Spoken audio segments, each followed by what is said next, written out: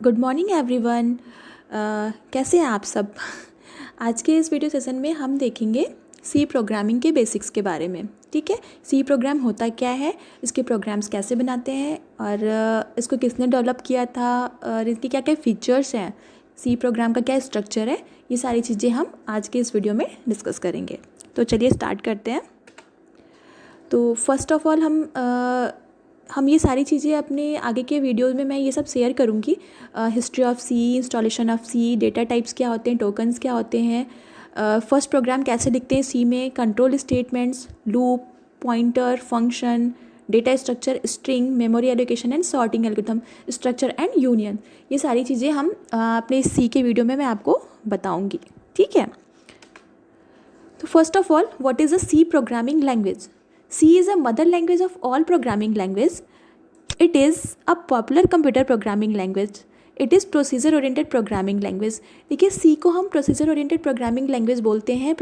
जो programming language होता है वो 2 टाइप्स में डिवाइड होता है, एक procedure oriented programming होता है और एक होता है आपका ऑब्जेक्ट ओरिएंटेड प्रोग्रामिंग लैंग्वेज।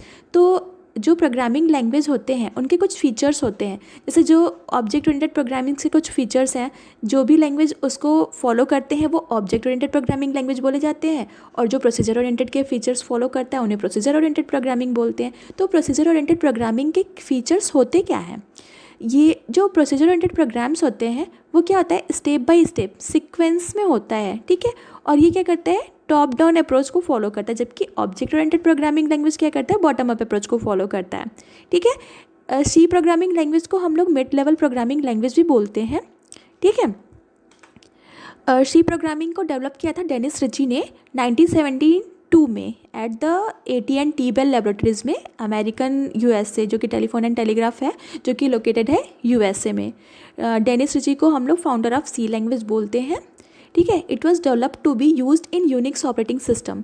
इसको डेवलप किया गया था, यूनिक्स ऑपरेटिंग सिस्टम होता है उसके लिए डेवलप किया गया था। इसके अलावा भी हम लोग इसको अपने किसी इस दूसरे ऑपरेटिंग सिस्टम में भी यूज़ कर सकते हैं।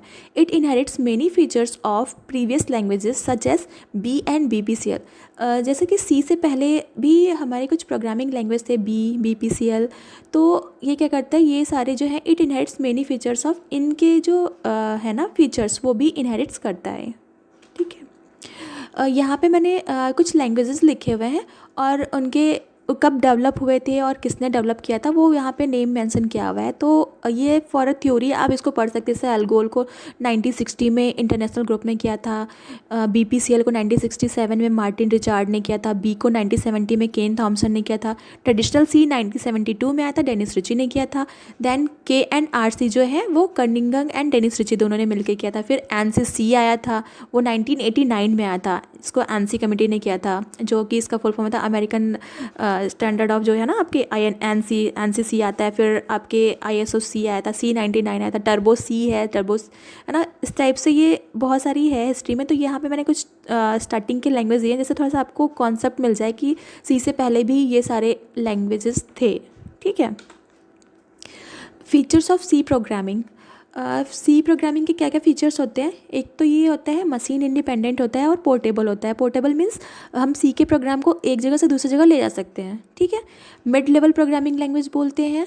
ठीक है, और स्ट्रक्चर्ड प्रोग्रामिंग लैंग्वेज है, क्योंकि ये प्रोसीजर ओरिएंटेड प्रोग्रामिंग लैंग्वेज है। प्रोसीजर ओरिएंटेड प्रोग्रामिंग जो भी होते हैं लैंग्वेज वो स्ट्रक्चर्ड होते हैं, एक सीक्वेंस में होते हैं, स्टेप बाय स्टेप होते हैं, टॉप डाउन अप्रोच को फॉलो करते हैं, टॉप से ही चलते हैं। ठीक है, इसके पास रिच लाइब्रेरी होती है। इसके अलावा मेमोरी मैनेजमेंट का है फीचर, फास्ट स्पीड है, पॉइंटर्स है, रिकर्जन है, और ये एक्सटेंसिबल होता है। ठीक है, स्ट्रक्चर ऑफ सी प्रोग्राम। अगर हम सी के प्रोग्राम लिखते हैं तो उसका स्ट्रक्चर क्या होता है कि हमें सबसे पहले क्या लिखना होता है प्रोग्राम में। तो ये चीज़ यहाँ पे मैं बता रही हूँ, अभी तो आपको ये मैं थ्योरी बता रही हूँ। अब जब नेक्स्ट वीडियो में आपको मैं प्रोग्राम बताऊँगी ना, तो आपको बहुत ही ईजी लगेगा और बहुत ही ईजिली आप सीख सकोगे, खुद से आप प्रोग्राम बनाना सीख जाओगे और खुद से बनाओगे आप प्रोग्राम। ठीक है, तो सबसे पहले स्ट्रक्चर ऑफ सी में हमारे पास क्या होता है, एक हैश इंक्लूड studio.h, जैसा कि आप यहाँ पे देख रहे हो ना, हैज़ इंक्लूड studio.h लिखा हुआ है, ये स्टैंडर्ड इनपुट आउटपुट लाइब्रेरी होती है। इसका यूज़ हमें करना ही पड़ता है सबसे पहले, क्योंकि studio.h जो है ना स्टैंडर्ड इनपुट आउटपुट लाइब्रेरी, इसके कुछ फंक्शन होते हैं, उसको हम अपने प्रोग्राम में यूज़ करते हैं। तो इसलिए ये इस हेडर फाइल को इंक्लूड करना बहुत ही इंपॉर्टेंट है। जब तक हम इसको इंक्लूड नहीं करेंगे हम कोई सा भी उसका फंक्शन यूज़ नहीं कर सकते हैं। तो सबसे फर्स्ट लाइन हमारी जो होती है वो इंक्लूड सेक्शन होती है, जिसमें हम हेडर फाइल्स को इंक्लूड करते हैं। तो वैसे ही एक और हमारा हेडर फाइल है conio.h, इसके अंदर भी जो इम्पॉर्टेंट फीचर है वो फंक्शन है वो getch है, उसे हमें यूज़ करना ही होता है, तो इसलिए हमें conio.h लगाना होता है। फिर थर्ड लाइन हमारा है void मेन फंक्शन। आप कोई सा भी प्रोग्रामिंग लैंग्वेज सीख लीजिए, चाहे सी हो, C++, जावा, हर एक प्रोग्रामिंग लैंग्वेज का मेन फंक्शन होता है, ठीक है। तो इसलिए हमें फिर मेन फंक्शन लगाना होता है उसमें। देन printf फंक्शन, ये printf फंक्शन जो है ना ये किस लाइब्रेरी हेडर फाइल के अंदर आता है, studio.h के अंदर आता है, जिसका हम लोग printf का यूज़ तो अपने प्रोग्राम में करेंगे ही करेंगे। और getch ये हर एक प्रोग्राम में यूज़ होता है। तो ये तो थे कुछ स्टेप्स जो हमें लगाने ही लगाने हैं, ठीक है।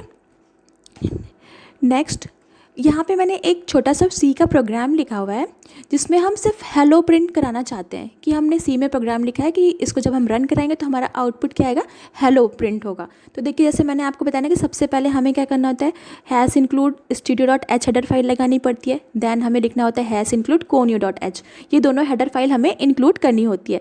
ये मैं इसको आपको ना और अच्छे से डिटेल में समझाऊंगी नेक्स्ट वीडियो में।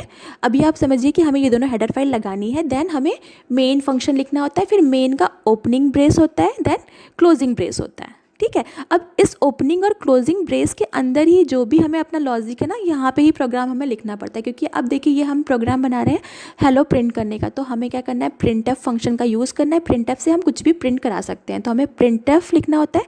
फिर ब्रैकेट में डबल इनवर्टेड कॉमा के अंदर हेलो लिखा है मैंने। यहाँ पे आप अपनी मर्जी से कुछ भी चेंज कर सकते हो। जैसे अगर मुझे यहाँ पे कुछ और भी प्रिंट करना है तो हम क्या करेंगे, यहाँ पे डबल कोट्स के अंदर XYZ जो भी आपको प्रिंट कराना है वो डबल कोट्स के अंदर जो लिखोगे वो एज इट इज़ वहाँ पे प्रिंट हो जाएगा। और देन यहाँ पे हमें सेमीकोलन लगाना होता है, और फिर ये getch और ये क्लोजिंग ब्रैकेट। बस ये सिंपल सा हो गया।